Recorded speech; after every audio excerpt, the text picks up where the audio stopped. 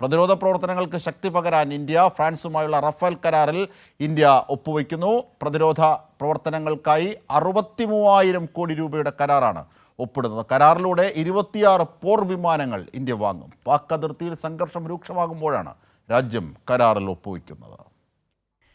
രാജ്യത്തിന്റെ പ്രതിരോധ പ്രവർത്തനങ്ങളിൽ കൂടുതൽ കരുത്ത് നൽകുന്നതാണ് പുതിയ റഫേൽ കരാർ.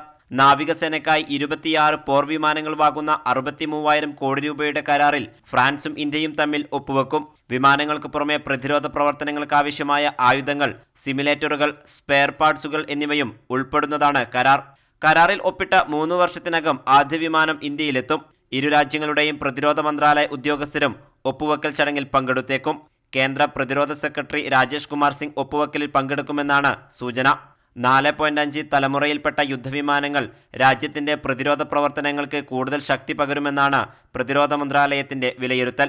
22 ഒറ്റ സീറ്റ് വിമാനങ്ങളും 4 ഇരട്ട സീറ്റ് വിമാനങ്ങളുമാണ് ഇന്ത്യ സ്വന്തമാക്കുന്നത്.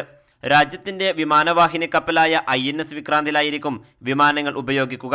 2016 വ്യോമസേനയ്ക്കായി 36 റഫേൽ യുദ്ധവിമാനങ്ങൾ ഫ്രഞ്ച് കമ്പനിയായ ദാസോ ഏവിയേഷനിൽ നിന്നും ഇന്ത്യ വാങ്ങിയിരുന്നു. കരാറിൽ ഒപ്പുവെക്കുന്നതോടെ രാജ്യത്തിന്റെ റഫേൽ ശേഖരം 62 ഉയരും. ഈ മാസം ആദ്യമാണ് കേന്ദ്ര മന്ത്രിസഭ കരാറിന് അംഗീകാരം നൽകിയത്. പാകിസ്ഥാനെതിരെ നയതന്ത്ര നടപടി കടുപ്പിച്ചതിനു പിന്നാലെയാണ് ഇന്ത്യ കരാറിൽ ഒപ്പുവെക്കുന്നത്. കൈരളി ന്യൂസ്, ദില്ലി.